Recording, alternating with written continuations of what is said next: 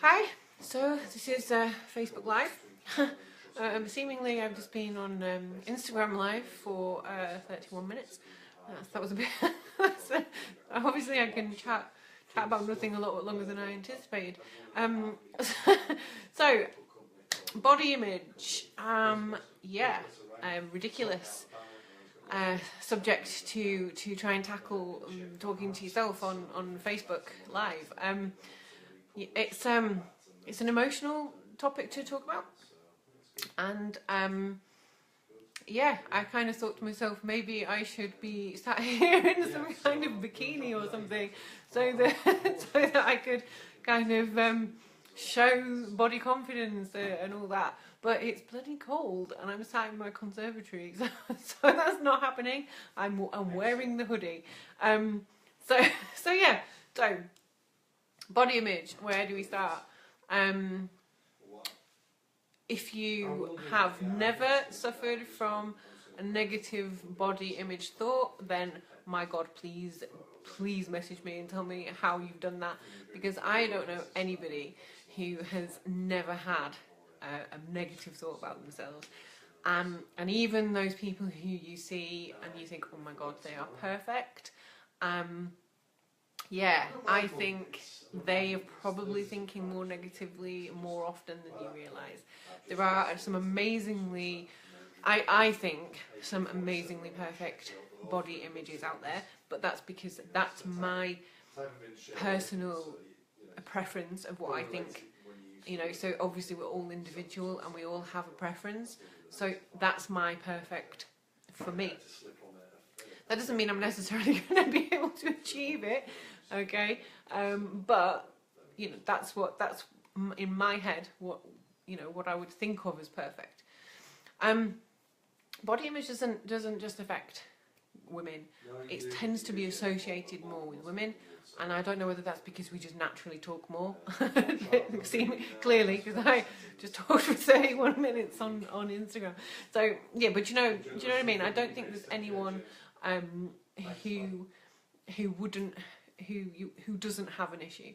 You know, I was stood in the gym the other day, and a young chap came in, and he wanted to know specifically when the gym was quiet, because he didn't want to come in because he was feeling intimidated by the other people in the gym because they are much bigger, to use a popular phrase, more hench. And I just felt so sad. I felt really sad for this guy because, you know, he was a lovely guy, and you know, had no reason to feel like that, but unfortunately that's how he was perceiving his environment. So, you know, it does affect men and women equally, and I don't think anyone's 100% happy with themselves 100% of the time. And like I said, you know, if you are, then that's fantastic, and you must give me the key. So, we compare ourselves. I think that's one of the first reasons why we have this issue. And yeah, exactly. Dave, definitely compare ourselves to the media pictures. Everything that you see is probably not quite what is reality. You know, Instagram and Facebook and the pictures that you see in social media, they're all filtered and taken in a decent light, and you know, so what you're seeing is a representation of that person looking the best. Like in the bodybuilding world, for example, you know, I really admire people who do that. But I admire the ones who post off-season pictures and their show comp pictures, because that's what I think is a healthier vision for people. You know, they can see that you don't look like that 100% of the time, and they can see that, you know, what people are aiming for like the whole year isn't that particular look. That's just for that moment on the stage. You know, bodybuilding in itself is probably one of the hardest fields to compete in, from the point of view that you are being assessed and judged constantly, and obviously you're being compared to other people on the stage. So if you are somebody who suffers with low body image, maybe, you know, maybe don't pick that as a sport, because it really is kind of the worst thing. If you've ever stood up on the stage being compared to somebody else, you know, you've got to have a really, really good self-image, I think, to get up there in the first place. But you have to have a good self-image if you get that knockback and you're not the number one, you know. I've seen people who I think are amazingly perfect, and then somebody else might not think that. So if you know, if you feel low in yourself, then yeah, I'm not sure that I would be suggesting you take that up as a sport. But yeah, and I think the problem with body image, obviously, if we're talking from a negative image point of view, is that when it becomes extreme. So, like, you know, we all have low days, we all have bad days, we all wake up in the morning and think, oh my god, you know, I look a bit rough, or I feel so tired, or oh my god, I'm bloated. You know, okay, that's just normal. But when that becomes more extreme and you start to have, you know, the obsessions with certain flaws, or that body image is making you anxious, or have feelings, you know, feelings like depression, you know, that's when it's a kind of worrying. So what should we be looking out for? Yeah, I suppose spending ages looking in the mirror, looking and obsessing at little flaws or little fine points, that's one thing. You know, this is not just in yourself, this could be in your partner, or your siblings, or maybe like your friends or something, you know, or if they start talking very negatively about something. You know, it could be for any number of reasons, but you know, when that becomes something that they maybe then try and control or try and change through something quite drastic, like anorexia or bulimia, or, you know, some kind of eating disorder or an exercise obsession, you know, that is quite, that's when it becomes obviously very worrying. And I think people are more likely to consider that as a mental health issue.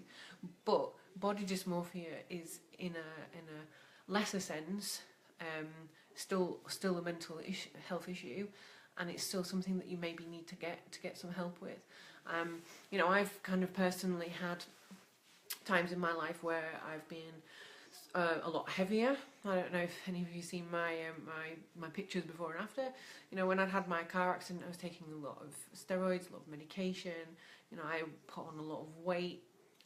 But in that time, when I was overweight, I met Tony, who is sat over there, and so I had periods of time where I was, you know, very, very happy whilst being overweight, and also a time when I was really low when I was overweight, and that was more to do with pain. But when I lost all the weight and then I became like underweight, again I had points when I was really, really happy and really, really low. And I was trying to write something along the same lines for Jen Bullock, and she has a SAS class, and I was trying to kind of convey the same thing in words, because, you know, I really don't think that you can be told how to have body confidence.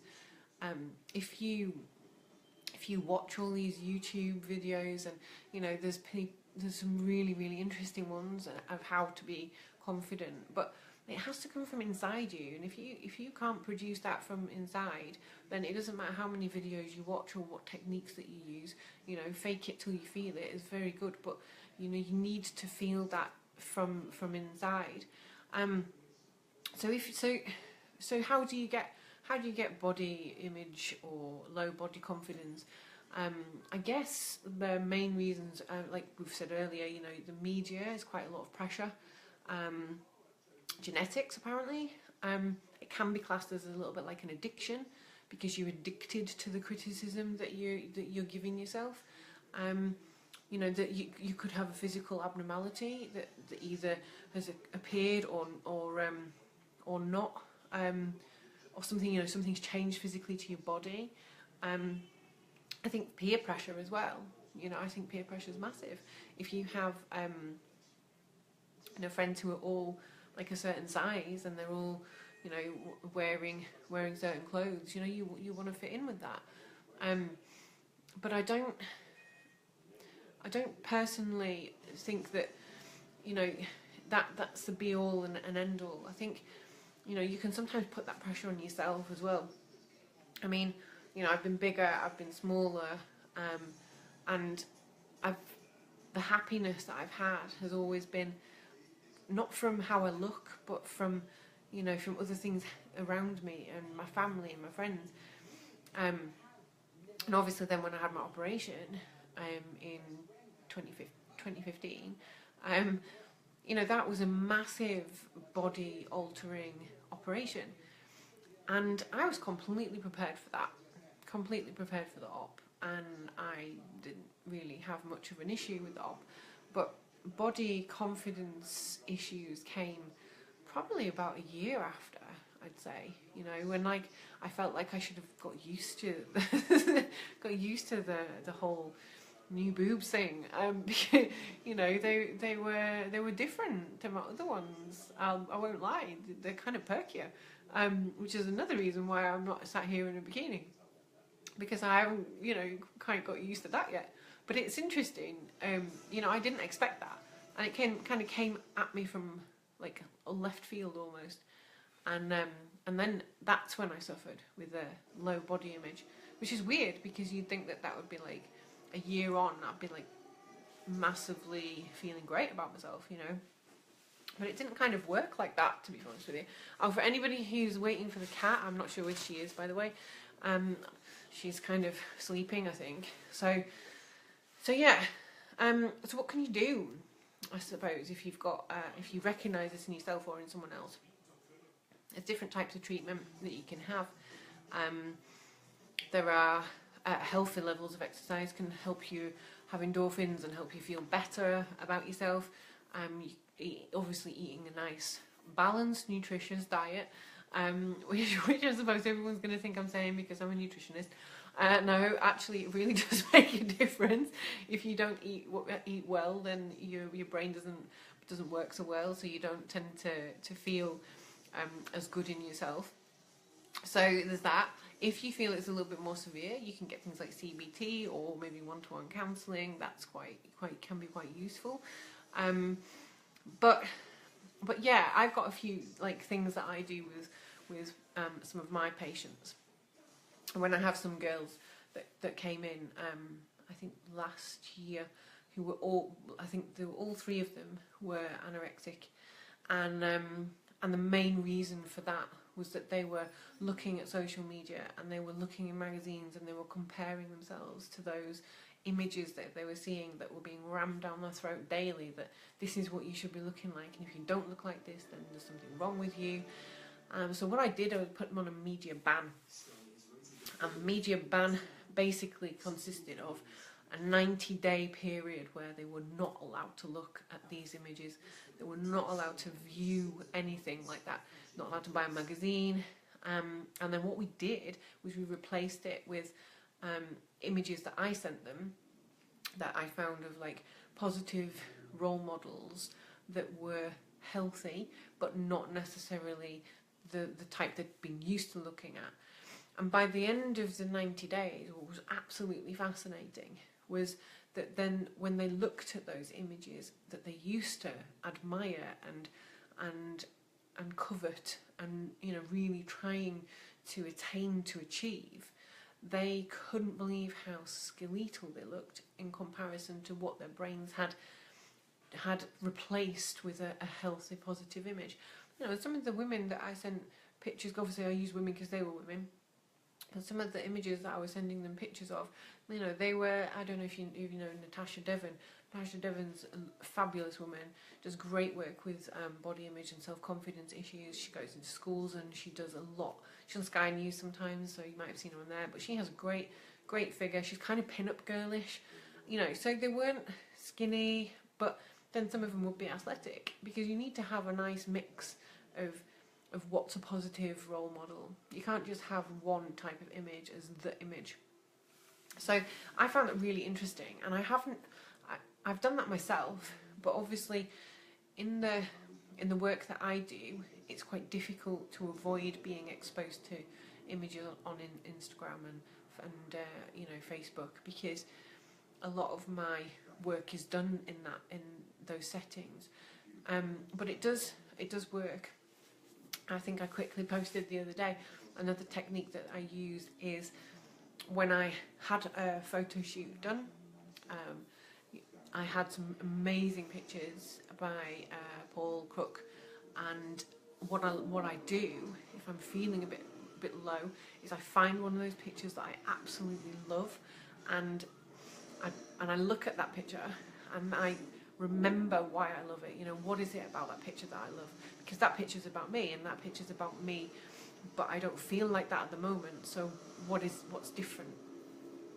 You know, so I look at the picture, and then I visualize what I felt like when I looked at that picture for the first time, and that helps to remind me of exactly all the good stuff. And then that's another trick. What I do is write down something negative that I'm feeling, maybe. So like, for example, I don't like my legs or something, and then immediately write something good. So I don't like my legs, but I like my butt or something. I think I have a great booty or whatever. And then I take away all the negative ones, and then I make post-it notes with all of the good things that I've said, and I post up on a mirror, so that those are the ones I'm looking at. And then I spend a little bit of time reading those positives to myself, which reinforces that. And you know, if somebody tells you something often enough, it can often become your actual thought processing. If you believe in something, then obviously that's how you're gonna think as well. So if you say to yourself something negative, then you're going to believe the negative. If you switch it to the positive, then that's a useful tool, because it helps you to be more positive. If you wanted to follow some people, there's some really good, like I said, Natasha Devon is really good. Nicole Arbour, I think she's really fun. I really like her. She does some great videos. The only thing I think is that, you know, you still need that to come from inside you, and if you're not feeling it, you're just not feeling it. So chat to somebody else, chat to one of your friends, and talk about why are you feeling in that. Is it being triggered by something else? You know, I know I feel like my worst when I'm really, really tired, so that, you know, I know that that's an association that I have now. But there's like Ashley Graham, she's like a really, really good plus size model. She puts a lot of stuff on the internet and on Instagram, which is really positive. But she was a girl in the Calvin Klein advert. I don't know if anyone saw that. She was the first plus size Calvin Klein model.